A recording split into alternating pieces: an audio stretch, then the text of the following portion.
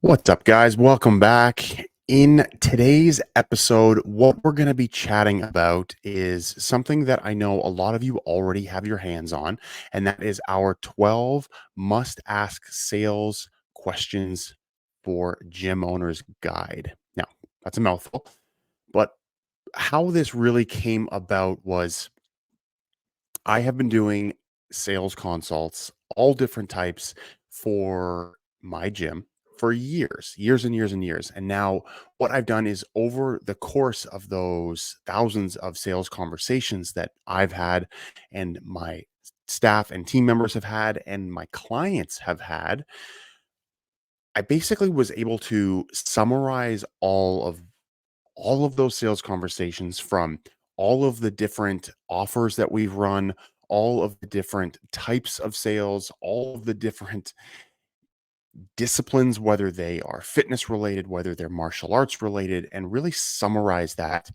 and consolidate it into the 12 most important questions that really need to be asked.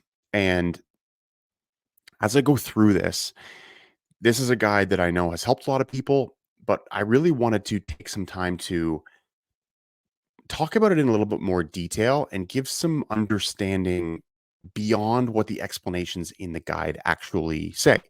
Because I know there are little explanations in the guide of what the questions are, why they're there, and really the purpose of them. But I want to just help you guys understand a little bit more of the why behind it all. And it's really not a guide that you'll want to pick and choose and cherry pick some conversations or questions from, but it's it's to be used in its entirety. As a whole is when you will get the most out of it. It's when it's the most powerful. It's when it's the most effective. So what I'm just going to do is I'm going to try and keep this short, but I do want to go through all 12 questions. So normally I want to try and keep things short, concise, and as specific as possible so you guys can take the information and apply it directly to your business. But this one is it's important to go through in more detail. So if it takes a couple minutes longer, I promise it will be worth it. Okay? So I'm going to share my screen.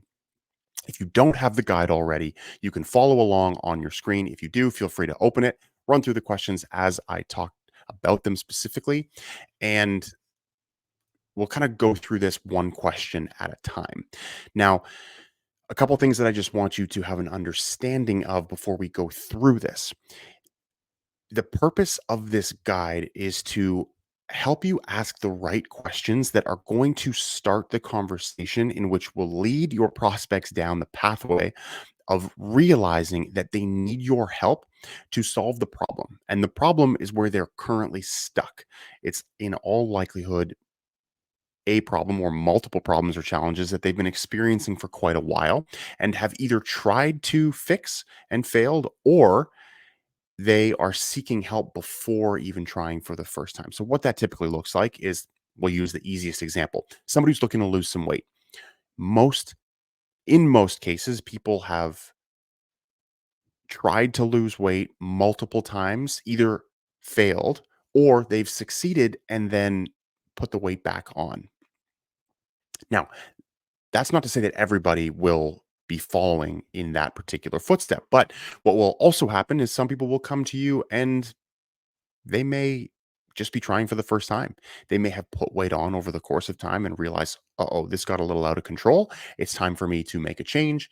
And now I want to lose it. And that's okay. No matter which way that people are coming into, this is going to help you with all of it. No matter what the problem is that people are dealing with, this is going to help you with all of it as well. So the questions are a lot more higher level. They want to incite some thought. They really want to get the person to open up to you and have a conversation where they're being very candid, they're being very raw, and they're allowing themselves to be vulnerable. And again, it's allowing them to come to the realization that they need your help.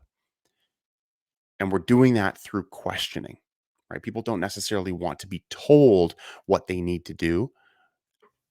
And it's not as effective in sales as it is to allow them to draw that conclusion on their own.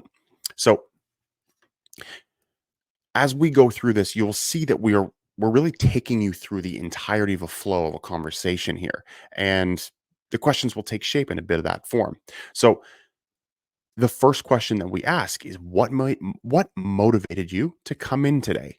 So this question is a little broad and it can be interpreted in a few different ways. Now, are we talking specifically about what's their goal? Maybe. Are we talking about how they found you? Maybe. Are we talking specifically about like what's their connection to you so far? Right. It's all of these things. The question is broad on purpose because it allows us to probe and to get a little bit of all of that information because that's information that's important for us to know during the course of this meeting. But it's also important information for us to know of how the people actually found us.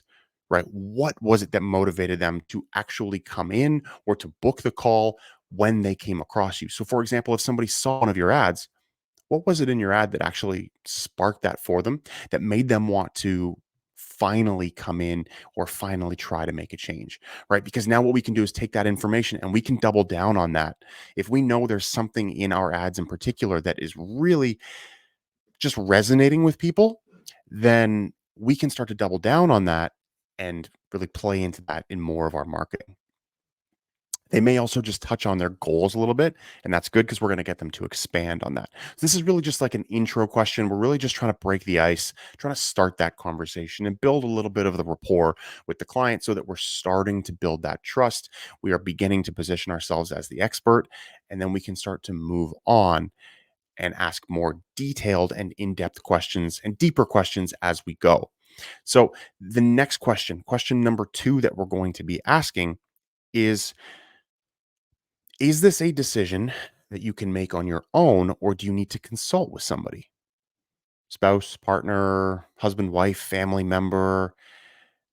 Now, the reason that we ask this question early, and this is a question that I know people sometimes struggle with asking. They don't If you don't understand the importance of asking this question at the beginning, it's a very easy question to gloss over and to think it's not that impactful or that not that important and really just blow through it and immediately start talking about their goals and what they're looking to achieve, right?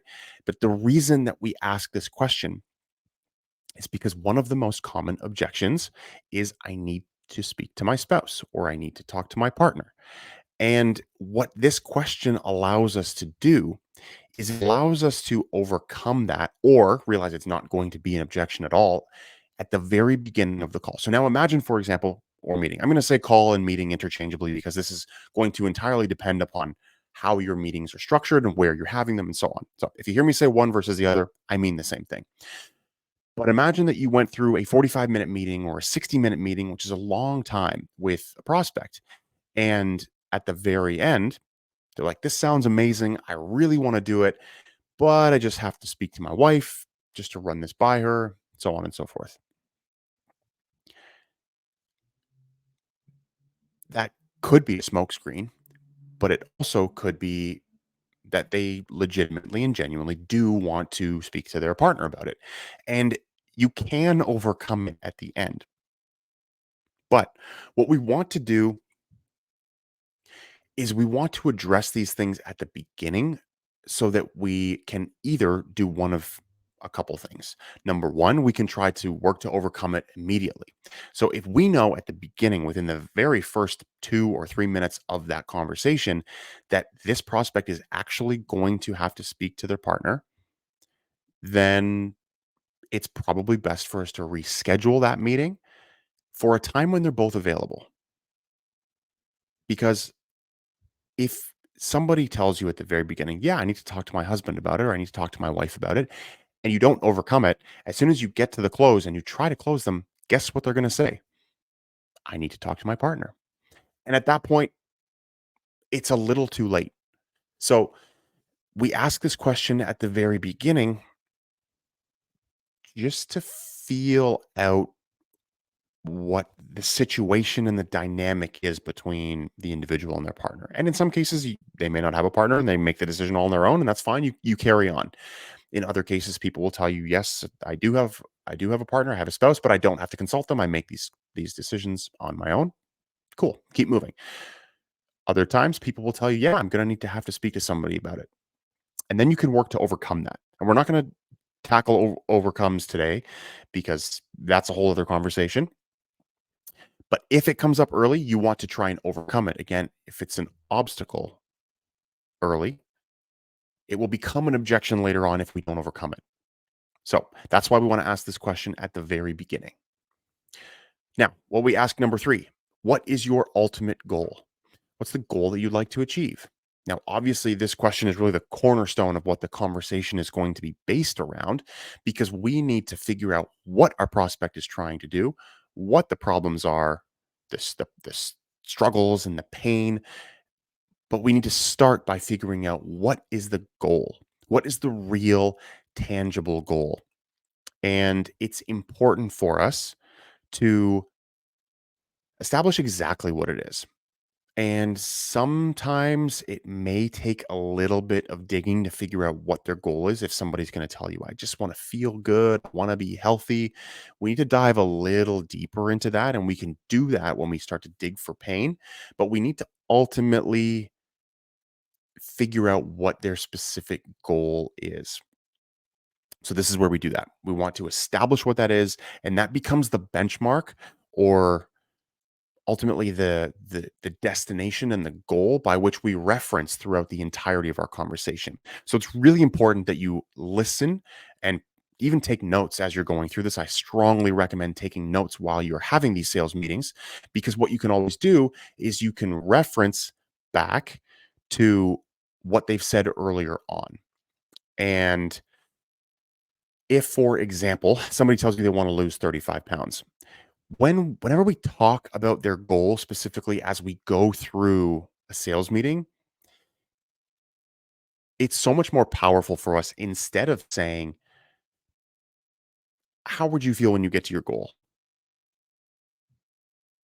Right? That's okay. But what carries a lot more weight is when we use the words that they've used with us. So when we say, "How would you feel when you lost 30 pounds?" Because now we're not just saying a goal. What we're saying is their goal specifically, and it's the thing that they told us that they want to do. Okay. So we need to make sure we get that finite, concrete goal. And a goal will change over time. That's fine. We just want to know what their goal is right now. And if they tell us a short term, medium, long term goal, that's good too. We can reference all of those as we go throughout our conversation. So, next, what we want to do, and now we're starting to get into that digging for pain process, is we want to figure out why the goal is important to them. Specifically, what is it about that goal that makes it the thing that they're striving for? Once we have figured out again what their goal is and why it matters to them, we need to know the why because ultimately the why is the reason that you have a goal. So this is where it's the why that is connected to all the pain or the pain is connected to the why. Right. So the goal is the thing they want to get to, but the why is the pain of where they are right now because they're not at that goal. So that's what we need to focus on when we ask why. And this is really just the first question, right? When we talk about why, that's the first question that we ask within digging for pain, for getting a true understanding of what they're going through. The more that we can understand our prospect and understand what they're going through, the better connection we're going to have, the more rapport we're going to build, the more trust we're going to build, and ultimately the more the prospect is going to feel understood. And if the prospect feels understood, then the likelihood that they buy is extremely high. Of course, we need to also show them that we're the person that's going to help them get to the goal, but that's the second part. Okay? So now when we understand what the goal is, what their reason behind wanting to do it is, which is their why, we need to figure out why they haven't hit it. So what have they tried? Now we need to establish a gap. So there's a gap between where they are now and where they want to be. And there are also things that they may have tried and may have failed at. And you can see here that question 5 and question 6 tie into one another. Question 5 is why haven't you hit your goal yet? And question 6 is what have you tried in the past? So what we're really trying to do, as I said, is establish that gap. What have they tried? Why haven't they been successful with whatever their attempt was, or maybe they haven't tried? Right. So these two questions play off one another very, very well and can be asked in tandem. So you can ask these questions together. Whereas when we ask from question four, why is the goal important to you? This is going to be an organic conversation where, as they start to give you more information, you're going to continue to dig a little bit deeper and find out more about what's going on. Right. You really want them to feel that pain, you want to sit in that pain so they realize that they need to make a change. But when you're asking them why they haven't hit it and what they've tried in the past, those two questions are almost going to fire off one after another. So that gives us a really good understanding now of what they have either tried or not tried and why they think they're not where they are. So this now gives us the information that we can start to use to build the solution for them. Because ultimately, we need to understand the pain, we need to understand the gap, but we also need to understand what the solution is going to be for them. Because if we build up all that trust and all that rapport, and our prospects are confident that we can get them the result, we also need to know for ourselves that we can get them there.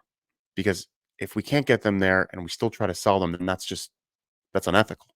And that's not what we're trying to do either. So we need to understand a lot about what the prospect has gone through and what they've tried. Next, what we need to understand now is what happens if they don't hit their goal. So this is a really effective way for us to future pace what happens if things don't change. So we know that our prospects are struggling and they're experiencing some degree of pain. Typically, it's going to be a fair bit of pain. And the more pain that we can unearth, the better. As callous as that might sound, I promise you it's not. Because what we're trying to do, we as human beings will suppress that pain and try and play things off like it's not a big deal. We'll laugh things off. We'll laugh uncomfortably. I'm sure you've had prospects laugh in your sales meetings when you know you're not saying anything funny, but you can tell it's a nervous, defensive, almost uncomfortable laugh. Those are your prospects' defense mechanisms kicking in. So what we really need to do is get serious with people. So what happens if you don't hit your goal? And that's going to make people realize that they need to make a change, especially the more dire or the larger the consequences are of the situation that your prospect is in right now. If they don't make a change, then things can get really bad. In the industry that we are in, it can be the difference between life and death. And this is something that we're going to have to make people realize. So for us, it's important. They've taken a big first step to come in and to see you and to sit down with you and talk to you. But what happens if they walk out, they don't do anything about it, and things continue as they are, or they get worse? What happens then? So we really need to plant that seed in their brain of they've already started making a change just by coming in. That's the first big step. But if you go home and you do nothing, then what? So we really need to keep that we need to keep that thought ingrained in their mind as well because we want them to be again, we're asking the questions that lead them to the realization that they need to make the change, right? And this is a big question for that. Next is asking why is this time going to be different? Question number 8. So sometimes oftentimes your prospects have tried things in the past and failed. So as we ask them in number 6 what they've tried, we need to now ultimately find out from them what's going to be different about this time, because the last thing we want to do is have them go through another experience, fail again, which is ultimately going to lead them to be more discouraged and probably at best put them back on the path they're currently on, but at worst it might make things even worse because they might get more discouraged thinking that nothing is going to work for them. So we need to really understand why is this time going to be different, right? If somebody, for example, they got bored with the meal plan that they were given in their last attempt to lose weight. So why is this time going to be different? What's going to make them not bored, or what's going to make them continue to adhere to that meal plan when they know they get bored? And getting them to tell you what it is that they need is ultimately what's going to allow you to create the best solution for them. So, for example, most people don't follow a meal plan or can't follow a meal plan for a long period of time because they get bored and they don't like the flexibility. They can't maintain the freedom that they get when they eat whatever they want. So it's these are things that we can work with to make sure that they're able to stick with a diet long term. We don't want to make people eat something that they know they're not going to be able to sustain for the rest of their life because they won't stick to it. So if we can unearth what it is for them that they think is going to be different this time, we can help facilitate that. So now that we've gone through a lot of the pain, we've dug for a lot of the pain, we've helped them realize that they need to make a change. What we want to do now is we want to start to future proof things in a positive way. So what we're going to do is we're going to give them the opportunity to paint a bit of their dream outcome picture in 12 months. So what does your life look like in 12 months now, Susie, that you've lost 30 pounds, you're feeling super confident again, you're running around with your kids, they're not tiring you out, you're able to, wear whatever you want and just feel confident and amazing. Right? So again, we want to take the goals that they've given us, those things that they want to achieve, and we are weaving those into the conversation because it shows them that we're listening and that we care. So, what we really want to do in this particular instance now is we want to put your prospect into that place. We want to have them start to think as if they are that identity. They are existing as the person they want to be. So, we're future pacing them with the person that they want to become. Now they are associating themselves with future them. So now they start to take on that new identity because oftentimes what happens is people get so stuck in the identity that they are right now. And they're so focused on who they are now, which is in many cases when you're speaking to your prospects, it's somebody who's struggling, somebody who's in pain, somebody who is really trying unsuccessfully to make a change. And they need to break out of that identity that they're associating themselves with to actually allow themselves to move forward. And what we're doing is we're trying to take them from where they are now, put them in the headspace of where they will be when they hit their goal, and start to feel what it's like to be that person and get them excited about being there. So, next, what we want to do is we want to just create a bit of a scaling system of on a scale of 1 to 10, how important is it for you to solve, right? When we say X problem, you're going to insert the goal that they gave you. Just like I did in the last question, right? On a scale of 1 to 10, Susie, how important is it for you to finally take off the 30 pounds? Again, wear the clothes that you want to wear, feel confident, feel beautiful, run around with your kids and not get tired. How important is that to you? This will give us a really good sense. This allows people to air some of their concerns unknowingly, so to speak, quote unquote, unknowingly.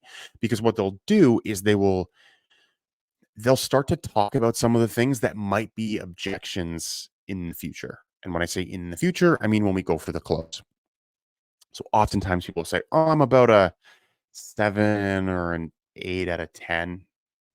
Okay, got it. And there's two ways you can address this question. Number one, you can say, "Okay, so what are the two or three things that are keeping you from being a 10 out of 10?" Perfect, 100% 10 out of 10. Or you can ask, and the way you're going to handle the follow-up questions is a little bit different. So if you ask that, they're going to tell you, this is where they're going to tell you what some of those objections that might come up are, some of those obstacles for them, right? Oh, well, work's a little crazy busy. I've got the family. I always have to cook for them. I mean, life's just crazy. It's not like I don't really know if I just can't put this at the top of my list. I don't know what it's going to cost. You're going to get a number of these, and you can start to work your way to overcome them before they become full obstacles. Excuse me, full objections when you go for the actual close. So that's one way to handle the question. The second way to follow up a question would be, oh, okay. I mean, Susie's 7 to 8 out of 10 is pretty good. Like, why not a why aren't you a 1 or a 2? right? So now what we're doing is the opposite. We're going low because what this is going to do is it's going to continue to have Susie, in our case, sell herself on the program. So, well, I mean, I'm not a one or a two because I've been struggling for so long and I know this is such a big deal. I need to make this change because if I don't make a change now, then I don't know if I'll do it. Right. So now we're getting her to start selling herself. You can combine those and ask them in a few different ways. You could say, oh, okay, well, I mean, 7, 8's not bad.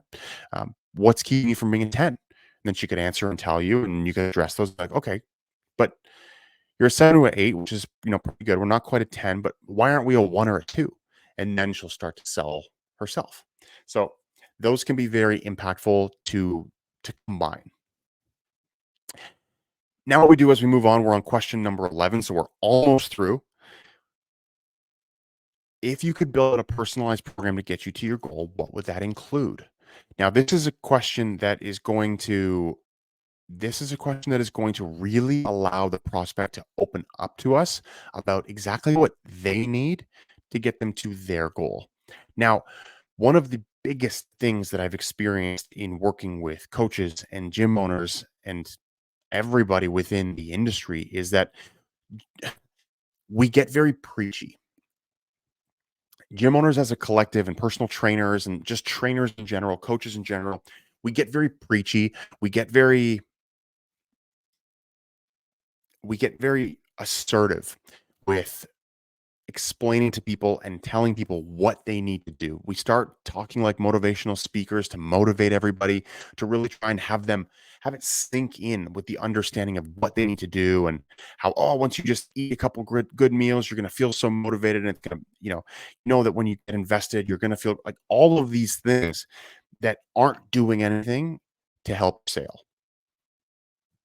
What needs to happen is we need to ask the prospect what it is that they need in a program to be successful. Because what they're doing is they're going to tell us the things that matter most to them. They're going to tell us the things from a program standpoint, from a nutrition standpoint, from a coaching standpoint, all of the aspects of what they deem to be a successful program ultimately. So we can take that information and be like, that's amazing because that's exactly what you're going to get here.